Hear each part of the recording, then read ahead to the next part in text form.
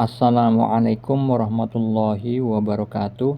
Alhamdulillahi rabbil alamin. Allahumma salli ala sayyidina Muhammad wa ala ali sayyidina Muhammad. Saya bagikan kisah nyata mimpi yang dialami seorang hamba Allah, yaitu salah satu cicit dari almarhum Kiai Haji Hasan Sepuh Genggong yang terkenal kewaliannya di Jawa Timur. Sebulah namanya Fulan, bukan nama yang sebenarnya. Fulan bermimpi tentang dirinya itu sholat. Ketika melakukan sholat tahiyat, maka nampaklah visual api-api yang menyerang dirinya, yaitu bola api yang datang dari arah depan, tapi Fulan terhindar dari api-api tersebut. Nah, mimpinya hanya sekelumit seperti itu saja. Lalu, apa makna mimpi atau takwil mimpinya?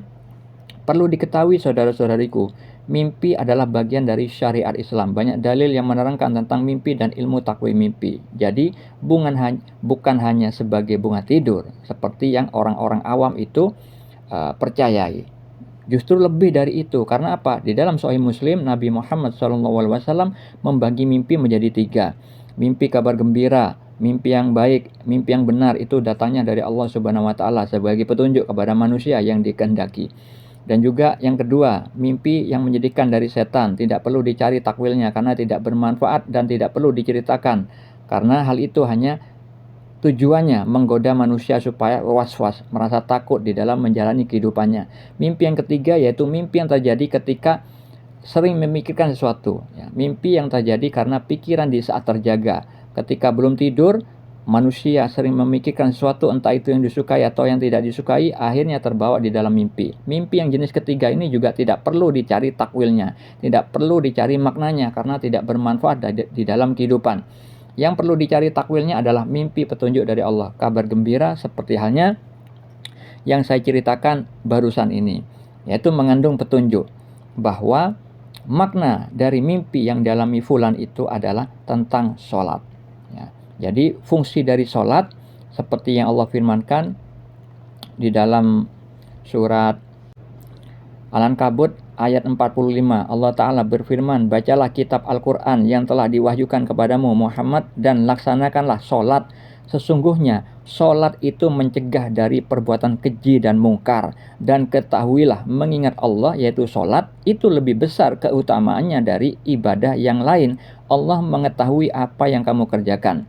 Jadi Fulan ketika mimpi sholat dan terhindar dari bola-bola api yang menyerangnya, itu maknanya karena Fulan ditakdirkan oleh Allah mampu melaksanakan ibadah yang namanya sholat, dia terhindari, dihindarkan oleh Allah dari perbuatan keji dan mungkar. Jadi bola-bola api itu adalah gambaran dari api-api neraka, yang mana api-api neraka itu dihuni oleh orang-orang yang sering berbuat perbuatan keji dan mungkar, berbuat pelanggaran syariat. Nah, makna seperti itulah yang terdapat pada visual mimpi yang dialami Fulan. Jadi kalau misalkan orang itu tidak sholat, nantinya mudah berbuat keji dan mungkar di dalam menjalani kehidupannya, akhirnya menjadi penghuni neraka. Salah satu neraka yang akan dimasuki oleh orang yang meninggalkan sholat yaitu neraka Sakor. Neraka Sakor itu adalah neraka yang memiliki panas yang sangat membakar. Allah firmankan di dalam surat Al-Mudaththir ayat 29. Jadi neraka Sakor akan dihuni oleh orang-orang yang meninggalkan sholat, juga orang yang sombong, tidak pernah menyantuni orang miskin, pendusta dan mendustakan ayat-ayat Al-Quran. Orang yang tidak mengimani ayat Al-Quran dan tidak mengamalkan ayat-ayat Al-Quran di dalam kehidupannya. Nah, itulah perbuatan-perbuatan keji dan mungkar yang Allah hindarkan kepada Fulan, karena Fulan telah melakukan sholat di dalam berkehidupannya. Nah, seperti itu saudara-saudariku. Jadi makna mimpi atau takwil mimpi itu tidak mungkin keluar dari syariat, bukan dari buku primbon, bukan buku dari tafsir-tafsir mimpi, tidak, melainkan takwil mimpi itu datangnya dari Allah Subhanahu wa Ta'ala, sebagaimana Nabi Yusuf alaihissalam diberikan karunia sebagian ilmu takwil mimpi, disebutkan di dalam Al-Quran surat Yusuf ayat 6, ayat 21 dan ayat 101. Di dalam Sahih Al-Bukhari dan Muslim, Rasulullah SAW bersabda, mimpi seorang mukmin adalah satu dari 46 bagian kenabian. Jadi, kalau seorang mukmin atau muslim yang soleh itu bermimpi petunjuk dari Allah itu adalah bagian kenabian, salah satu fasilitas yang dimiliki para nabi. Kenapa? Nabi Muhammad SAW mendapat wahyu pertama kali itu berupa mimpi yang benar dalam tidur. Ya, petunjuk dari Allah Subhanahu wa taala seperti hanya contoh-contoh mimpi yang juga terdapat banyak di dalam Al-Qur'an. Di dalam surat Yusuf, beberapa mimpi tentang takdir yang akan terjadi dialami Nabi Yusuf alaihissalam, dialami Raja Mesir, tentang musim paceklik yang akan terjadi, yang dialami dua tawanan yang berada di dalam penjara, yang mana semua orang itu mendapatkan bantuan dari Allah melalui Nabi Yusuf alaihissalam yang diberikan ilmu memaknai mimpi. Di dalam surat As-Saffat, di dalam surat Al-Anfal, surat Al-Fat juga terdapat mimpi-mimpi yang dialami para nabi. Jadi kalau misalkan kita bermimpi, kita harus mengetahui mimpi seperti apa, ya, mimpi yang jenis yang mana kita itu mendapatkan hal itu, entah itu mimpi petunjuk dari Allah atau dari setan atau dari angan-angan kita. Kalau misalkan itu dari Allah, jangan sampai disepelekan. Karena apa? Itu pasti bermanfaat untuk yang bermimpi ataupun orang-orang yang ada di dalam mimpi tersebut. Nah, jadi sangat rugi saudara-saudariku kalau kita menyepelekan mimpi petunjuk dari Allah Subhanahu wa taala. Karena apa? Banyak orang di zaman sekarang ini tidak percaya pada mimpi. Nah, itu bukti bahwa mereka awam tentang ilmu syariat, bahwa mimpi itu banyak dalilnya, banyak keterangannya yang menjelaskan tentang mimpi dan ilmu takwil mimpi.